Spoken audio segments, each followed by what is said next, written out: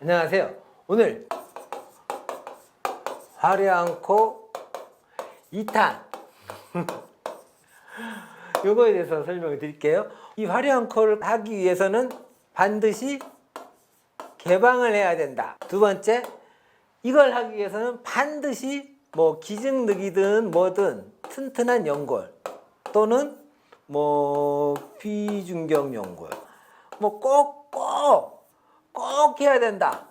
요렇게들 이제 많이들 알고 계셔서 저희가 자꾸 이제 비개방에 대해서 제가 이제 하다 보니까 거기에 대한 댓글을 많이 달아주세요. 근데 완벽을 위해서 수술을 하지만 때에 따라서는 저도 예측을 못한 부작용들이 생기기도 해요. 대부분의 환자분에서는 코가 모양이 변하지 않고 유지가 되지만 가끔씩 보면 좀 떨어지기도 하고요. 오히려 약간 더 들리는 경우도 있고, 또 참 상처가 아무는 과정에서 의사가 알 수 없는 구축 같은 뭔가 약간의 변화가 와서 휨이 생긴다거나 이런 증상들이 오기는 하는데 그때 제가 제스를 해드리긴 하지만 이제 어쩔 수 없이 이제 그런 경우도 있습니다. 하지만 그런 일이 잦으면 저도 그렇게 못하겠죠. 그런 건 정말 드문 케이스고, 대부분의 경우에서는 제가 지금 수술하는 비개방 그리고 귀연골만 써도 충분히 모양이 잘 나오기 때문에 무리해서 굳이 이렇게 딱딱하거나 뭐 개방하지 않는 거거든요. 그래서 반드시 알아야 될 게, 화려한 코를 위해서는 반드시 특히 요거 말씀 많이 하시거든요.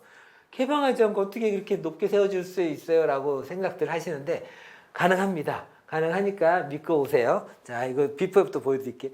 옆모습 봐도 이렇게 코끝이 뭉퉁하잖아요. 왜 뭉퉁해 보이냐면, 어떤 코끝에 한 포인트가 높지가 않고 동그랗게 떨어지면 이게 전체로 코끝처럼 보여요. 이 포인트가 코끝이 아니라 여기가 전체가 다 코끝으로 보이기 때문에 우리가 넓어 보이는 거죠. 특히 옆모습 봐보시면 이분 수술하시는 선생님도 이렇게는 수술 안 하셨을 거예요. 처음에 당연히 이 곡선으로 해서 이렇게까지 아마 해 놓으셨겠죠? 이렇게 해 놓으셨을 텐데 뭔 이유는 모르겠지만 떨어진 거예요. 떨어지다 보니까 코끝이 이렇게 됐어요. 그러니까 지금 모습을 보시면 수술 예측과는 다르게 코끝이 예쁘지 않게 이렇게 동그랗게 내려와 버린 거죠. 환자분이 너무 이게 뭉퉁해져서 안 이뻐졌다, 스트레스 받는다 그래서 나는 좀 더 확 세워주세요 라고 해서 오신 거거든요. 그 안에 뭐 지지대도 해놨지만 조금 약한 것도 있고, 일단 중요한 여기 이제 코끝에 연골을 묶어주고 하는 이런 것들에서 뭔가가 좀 아쉬웠는지 어쨌든 떨어진 케이스였어요. 그래서 수술 들어가서 우리가 코 안에 있는, 제가 늘 설명하는 이런 비익 연골이 있잖아요.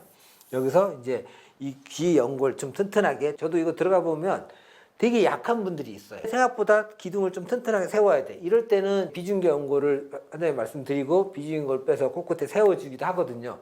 근데 그렇지 않고 뺐더니 튼튼하다 그러면 굳이 비중격 연골까지 쓰진 않아요. 비중격 연골이라는 거는 어떻게 보면 코의 밑에 반을 지지하고 있는 연골이거든요.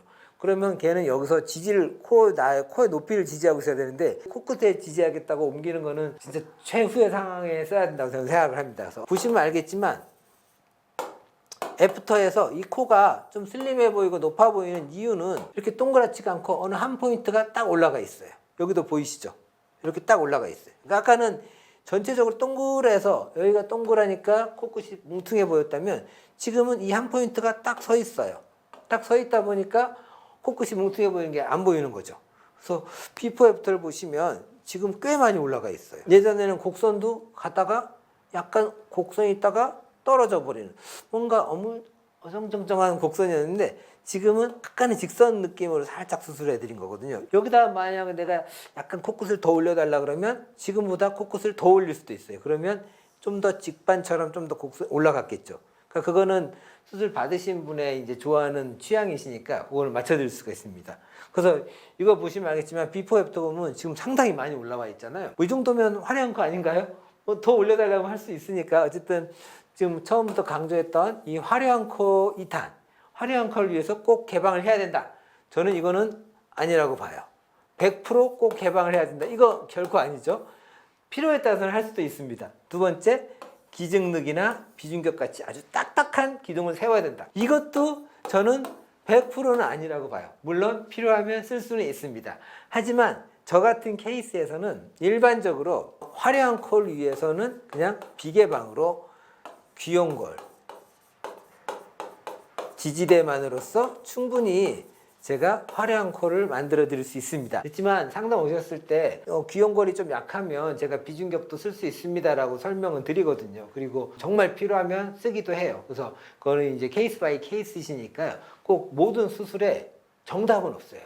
제가 100% 맞다? 이것도 아니고요. 어떤 선생님이 100% 이것도 아니에요. 그러니까 각자의 수술 방식이 있고요. 각자가 생각하는 이 추구하는 바가 조금은 틀린 것 같아요. 저는 수술로 뭔가를 했을 때 원래가 갖고 있는 모습대로 저는 바꿨으면 하는 게 제 희망이거든요. 그러니까 코도 원래 높은 코들이 어떻게 생겼는지, 가슴도 원래 예쁜 큰 가슴이 어떤지, 눈도 원래 예쁜 눈들이 어떤 눈인지, 수술을 해도 그런 자연스러운 모양으로, 그런 모양으로 가는 게 제 수술의 궁극적인 목표입니다. 더욱또 궁금한 거 있으시면 댓글 남겨주시면 제가 또 댓글 답 달아드리거나 아니면 또 영상 찍도록 하겠습니다.